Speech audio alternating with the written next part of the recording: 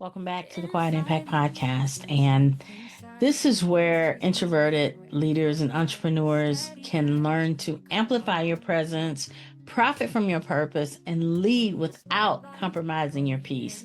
I am your host, Stephanie Oden. And on this anniversary episode, from the standpoint of 52 episodes, I want to say this. For years, we've been told to be louder, that louder is better. Speak up, sell yourself, be seen, be on, jazz hands. And if you didn't, people assume that you lack confidence, that you lacked ambition, or you lack the leadership get it doneness. But what if the very thing they told us to mute was actually our biggest advantage? Which we've experienced this, right? So for this episode, I want to dive into Susan Cain's Quiet, the power of introverts in a world that can't stop talking. Trust me, if you've ever felt out of step in a culture that noise is king, this book is our anthem. Let's begin, shall we? Welcome to the Quiet Impact Podcast, where we nurture the journey of introverts who desire to achieve greater levels of influence, income, and impact. The go-to podcast for introvert achievers just like you, seeking purpose-driven growth. I am your host, Stephanie Oden.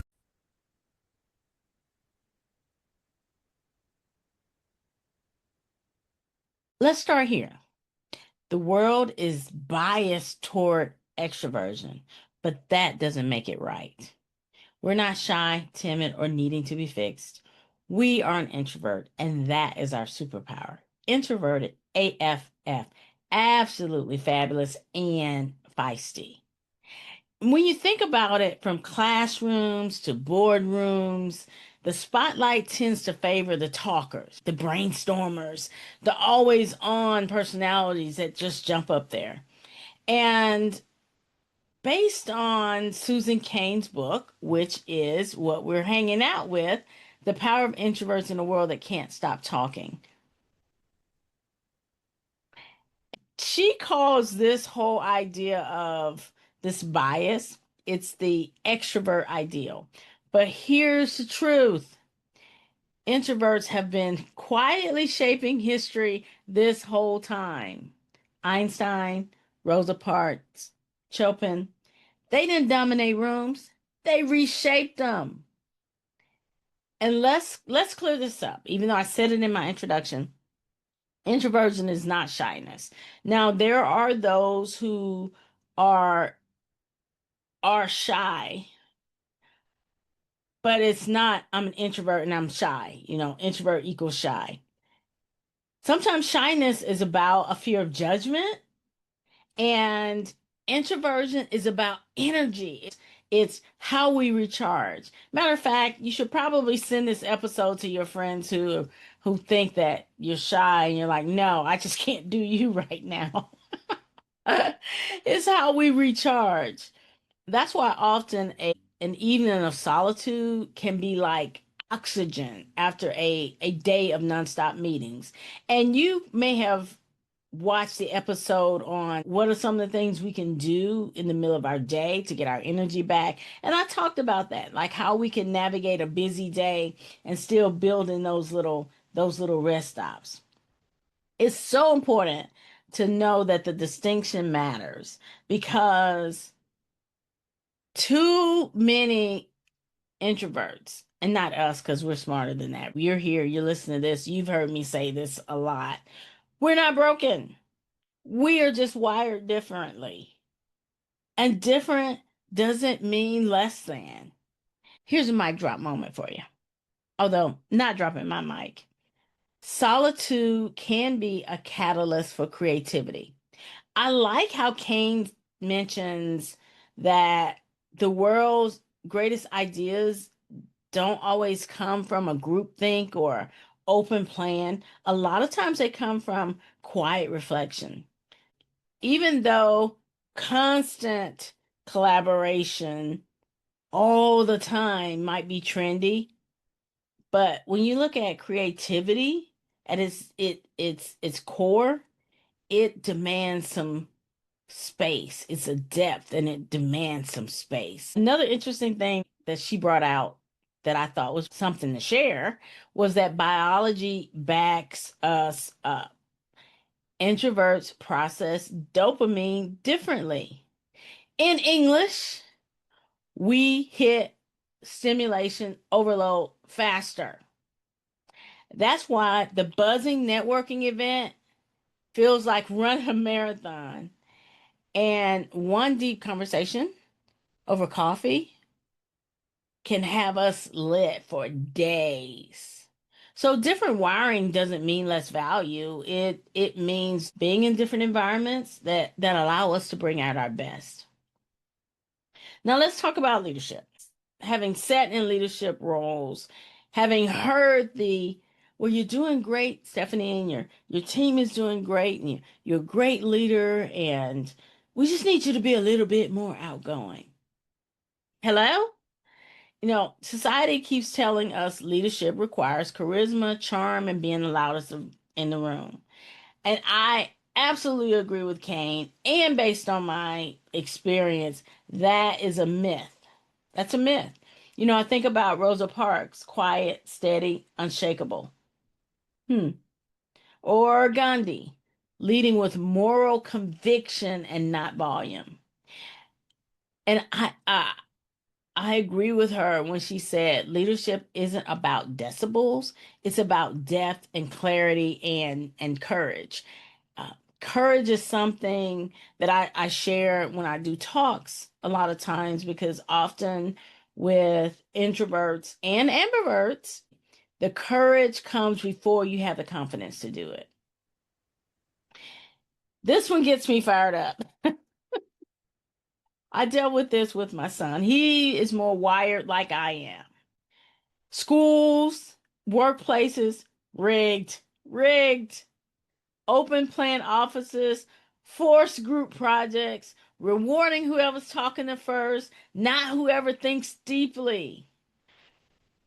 It's like, oh my gosh, she was so spot on with this. It's like we're training people to perform extroversion, to extrovert at the cost of being authentic, at the cost of authentic contribution.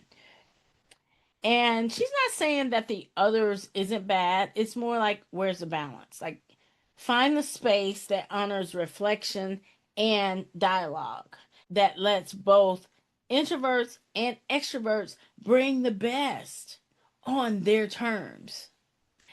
And this is one of the reasons why I created the Introvert Achievers Network, because so many spaces are designed for the loudest voices in the room. I flipped the switch.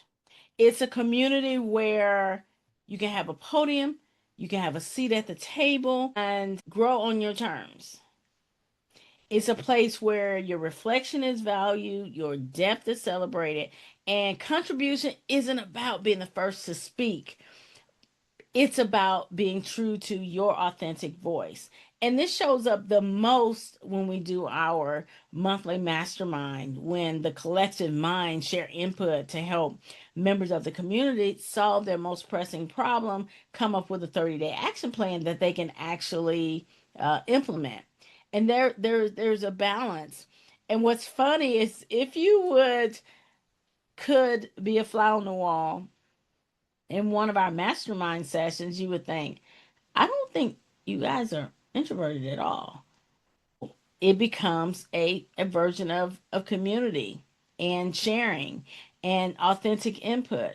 And there's times when some will have more to say than others, but it's the space that's created that allows those things to come out. And I have to say, for me, maybe not true for you, but when I have to fake being an extrovert, absolutely exhausting. Now, I can turn it on when I need to. I can speak in front of and have spoken in front of large audiences. I'm saying, pretending you're somebody you're not day after day. That's a one-way ticket to burnout. And I experienced that because the culture, before I decided Before I decided that I was really leaning into how I was wired, that I would find mentoring and coaching to pour into how I was wired, I was emulating other leadership styles that weren't like my style, and it wasn't authentic, and it was tiring. So I had to find the way to lean into my natural strengths, how to listen, how to observe, how to read the room, which are really good skill sets, by the way, how to speak in a way that was authoritative, authentic, and in my style, and be able to influence without the mask. And what's nice is once you, and I'll say not you, but me, once I started showing up as who I really was, bringing my game my way, then people respected my input because I wasn't trying to be like anybody else. I was me and consistently me. I talked about community in another podcast, and community does matter because if you're performing a version of yourself that doesn't feel authentic, you're going to burn out fast. In the Introvert Achievers Network, you don't have to fake extroversion. You can lead, you can learn, you can connect in a way that protects your energy instead of draining it. It's about moving through momentum without having to worry about a mask. In quiet, the heartbeat of the book is the world needs the gifts of introverts now more than ever. You think? Like how much noise and chatter is going on in this culture that's obsessed with noise. The ones who pause, who reflect, who notice what others miss, we're essential. We bring an empathy, a focus, and emotional intelligence. I appreciate Cain's perspective on, she doesn't frame it as a quietness as something to fix. She frames it as a strength to embrace, as part of a symphony of leadership, like that synergistic leadership. If you've ever felt too quiet in a loud room, I recommend you read her book. Quiet will feel like, oh my gosh, I'm coming home. It's not a manifesto against extroverts, okay? It's not us against them. It's not one is better than the other. It's about that quiet leadership, quiet power, quiet in Susan Cain's book. It's a reminder that leadership and creativity and influence can come in many forms. And introverts, we bring a depth that the world can't afford to lose. So when you're tempted to shrink small because it's easier, it's something that they're super loud, they got the jazz hands going. I want to challenge you to step out and be courageous. And if you need a place to practice that, come hang out with us in the Introvert Achievers Network, where you don't have to fake being extroverted. It's not about doing more. It's about being aligned. It's about amplifying our quiet power together. There's conversations that could be had around, okay, how can I show up more as my authentic self in this environment? Here's the takeaway for you. Don't dilute your power to fit an extrovert mold. Amplify it. Because your presence, whether it's steady, magnetic, or bold, it's needed. It's needed. Thank you for joining me on this episode and this dive into Susan Cain's book, Quiet. If today resonated with you, make sure you leave a comment. Make sure you share it with someone who has also been told they're too quiet, or they told you that you're too quiet. And remember this: quiet doesn't whisper. Quiet resonates. Until next time. That's it for this episode of the Quiet Impact Podcast. Thank you for joining us. It's been an absolute pleasure. Let me know any insights that you had from this episode. I would love to hear your takeaways. Remember to head to my website, grab a copy of the Success Pillars for Quiet Achievers. It's a resource I created for you. and join us next week. Thank you for watching, listening, and subscribing. See you next time.